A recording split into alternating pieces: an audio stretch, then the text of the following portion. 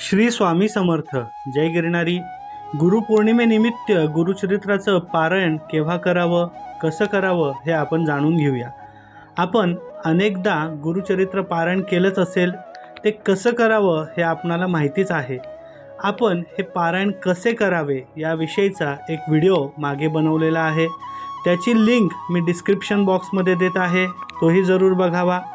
ज्यांना पहिल्यांदा पारायण करायचं आहे किंवा ज्यांना पारायणाला बसायचं आहे त्यांच्यासाठी हा व्हिडिओ खूपच महत्त्वाचा आहे. यंदाची गुरुपौर्णिमा ही 21 जुलै 2024 रोजी रविवारी आलेली आहे. अनेक जण श्रावण महिन्यामध्ये दत्त जयंतीला गुरुचरित्राचं पारायण करतात, परंतु गुरुपौर्णिमेच्या निमित्ताने देखील हे पारायण आपण जरूर करावं. गुरुचरित्राचं पारायण हे 7 दिवस करतात.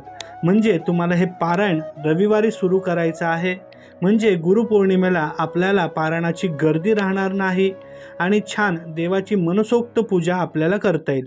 पारायणाला रविवारी सुरुवात करून हे शनिवारी संपेल व रविवारी ही समाप्ती आपल्याला करता येणार आहे. ज्यांना 7 दिवसाचं पारायण शक्य नाही त्यांनी 3 दिवसाचं पारायण करावं.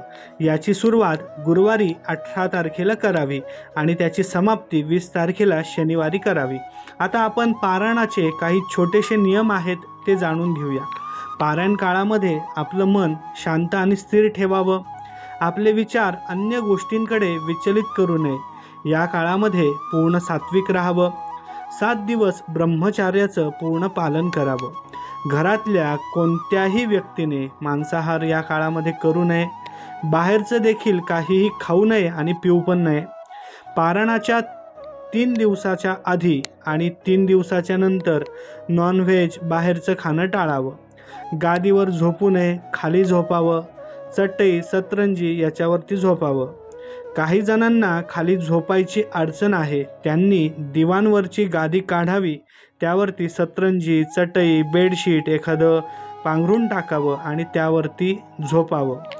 काहींना खाली बसता येत नाही, त्यांनी खुर्चीवर बसून पारायण करावं, परंतु खुर्चीवरती एक आसन टाकावं आणि त्या पायाखाली देखील एक आसन घ्यावं, त्यावरती बसून पारायण करावं. पारायणाला सुरुवात करत असताना घरातील देवांची पूजा करावी. एक चौरंग घ्यावा, त्यावरती वस्त्र टाकावं, त्यावरती पोथी ठेवून वाचन करावं. त्या चौरंगाच्या शेजारी आपल्याला एक पाट ठेवायचा आहे, त्यावरती वस्त्र टाकावं. हा पाट दत्त महाराज यांच्यासाठी ठेवायचा असतो. त्या पाटासमोर छान रांगोळी काढावी. गाईच्या तुपाचा दिवा लावावा, अगरबत्ती लावावी. आपल्यासमोर देवघरामध्ये एक कलश ठेवावा, त्यामध्ये पाणी, 1 रुपयाचं नाणं, सुपारी इत्यादी ठेवून तो कलश आपल्याला स्थापन करायचा आहे. कलशाला छानपैकी गंध, अक्षदा, फुलं वाहून पूजा करावी. 5 ठिकाणी गंध लावावं. त्यानंतर कलशामध्ये आपल्याला आंब्याचा डगळा किंवा नागलीची पानं ठेवून त्यावरती नारळ ठेवायचा आहे. नारळाचा देठ वरतील ह्या पद्धतीने ते नारळ आपल्याला ठेवायचं आहे.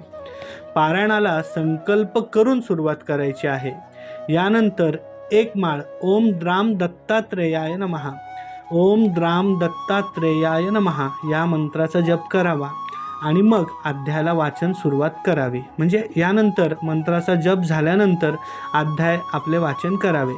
7 दिवस हे पारायण करणार असाल तर प्रत्येक दिवशी किती अध्याय वाचायचे, अध्याय कसे वाचायचे हे आपल्या पोथीमध्ये दिलेलं असतं, त्यानुसार आपल्याला करायचं आहे.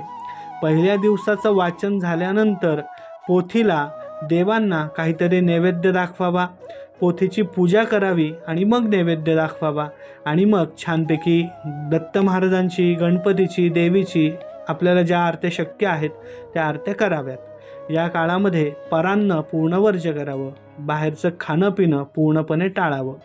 प्रत्येक दिवसाचं वाचन झाल्यानंतर ग्रंथ एका वस्त्रामध्ये झाकून ठेवावा. तो तिथेच चौरंगावरती ठेवावा, तो हलवू नये. या काळामध्ये अंतयात्रा, श्राद्ध, 10वा, 13वा या विधीला जाणं टाळावं, म्हणजे जाऊ नये.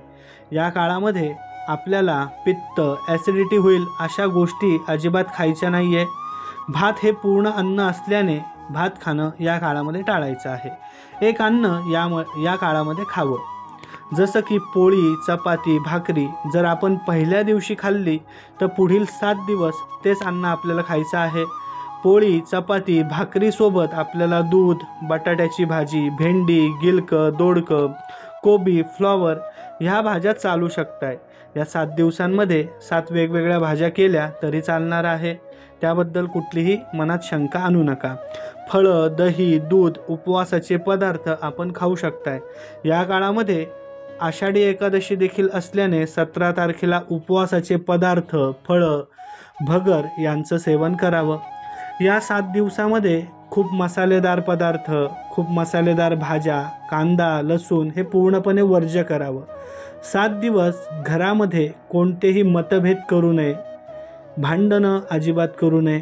झोपताना शक्यतोवर डाव्या कुशीवरतीच झोपावं, म्हणजे उजवा कान आपला वरती येतो. या काळामध्ये अनेकांना काही अनुभूती येते, काही संकेत आपल्याला आपल्या कानामध्ये मिळतात. गर्भवती महिलांना खाली बसायला अडचण होत असल्याने त्यांनी या काळामध्ये पारायण करू नये, किंवा 7 महिन्यानंतर गर्भाची वाढ झालेली असते आणि गर्भ मोठा झालेला असल्यामुळं खाली बसायला निश्चितच त्रास होत असल्याने त्यांनी पारायण अजिबात करू नये, जेणेकरून बाळाला त्रास होणार नाही आणि तुमचीही प्रकृती व्यवस्थित राहील याची आपल्याला काळजी घ्यायची आहे. या काळामध्ये काळ्या रंगाचे कपडे वापरणं आपण टाळावं. चप्पल जर आपली चामड्याची असेल तर ती आपण घालू नये, दुसरी चप्पल आपण वापरावी. अशा या अनेक छोट्या छोट्या गोष्टी तुम्हाला मी सांगितलेल्या आहेत. माझ्या अल्पमतानुसार, अल्प अभ्यासानुसार ह्या मी तुम्हाला सांगण्याचा प्रयत्न केलेला आहे. तर या माहिती तुम्हाला आवडली असेल तर इतरांना पाठवा. कमेंटमध्ये गुरुदेव दत्त लिहायला विसरू नका. धन्यवाद.